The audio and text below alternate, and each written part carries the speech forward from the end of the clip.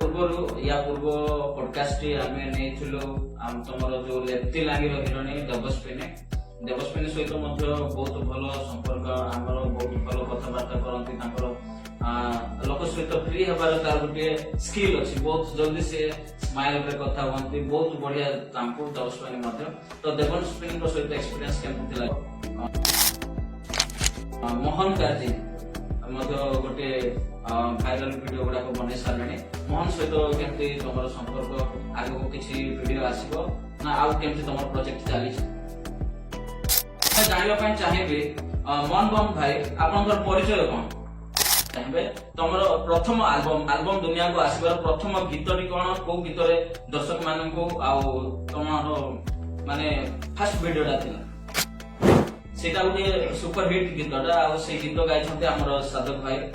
ଆଉ ସୁପରିଚିତ ସାଧକ ଭାଇ ସହିତ କେମିତି ସମ୍ପର୍କ କରନ୍ତି, ଗୀତକୁ ପସନ୍ଦ କରନ୍ତି? ବ୍ୟକ୍ତିଗତ ଭାବରେ ଡ୍ୟାନ୍ସ ଆଗରୁ ନିଜେ ପ୍ରାକ୍ଟିସ କରୁଥିଲ ନା ନିଜେ କୌଣସି କ୍ଲାସ? ଯେତେବେଳେ ମତେ ଡାକିଲେ ପ୍ରଥମେ ଡାଇରେକ୍ଟ ମତେ ସିଧା କମ୍ପିଟିସନ କୁ ନେଇଗଲେ। ରେନବୋ କମ୍ପିଟିସନ ବୋଲି ଥିଲା 2014 ମତେ।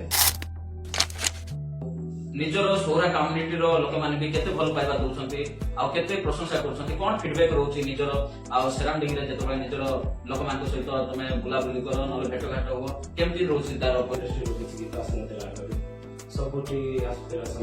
ମୁଁ ଜାଣିବା ପାଇଁ ଚାହିଁବି ଯେତେବେଳେ ନିଜର ସ୍କିଲ୍ ୟୁଜ କରୁଛନ୍ତି, ନିଜର ଟ୍ୟାଲେଣ୍ଟ ୟୁଜ କରୁଛନ୍ତି, ସବୁ କଲା ମଧ୍ୟରେ ଏମିତି କଣ ନିହାତି ଆବଶ୍ୟକ ଗୋଟିଏ ଏମ୍ ରେ ପହଞ୍ଚିବା ପାଇଁ? ସେ ତ ସମସ୍ତେ ଚାହିଁଛନ୍ତି ଷ୍ଟ୍ରଗଲ ଆଉ ହାର୍ଡୱାର୍କ ଦରକାର। ମୋହନ ଖ୍ରୀଷ୍ଟିଆନ ଗୀତ ମଧ୍ୟ କରୁଛ, ଆଲବମ ମଧ୍ୟ କରୁଛ। ମୁଁ ଜାଣିବା ପାଇଁ ଚାହୁଁଛି ଯାହାବି ଏକ୍ସପିରିଏନ୍ସ ଏବେ ତମେ ପାଇଛ, ସେ ଏକ୍ସପିରିଏନ୍ସ ରୁ ତମେ କଣ ଗୋଟେ ନୂଆ କ୍ରିଏଟର, ନୂଆ ଆଲବମ ହିରୋ କି ଯିଏ ବି ନୂଆରେ ଗୋଟେ ଆଲବମ ଦୁନିଆକୁ ଆସିବା ପାଇଁ ଚାହୁଁଛି, କଣ ଆଡଭାଇସ ଦେବା ପାଇଁ ଚାହୁଁଛି?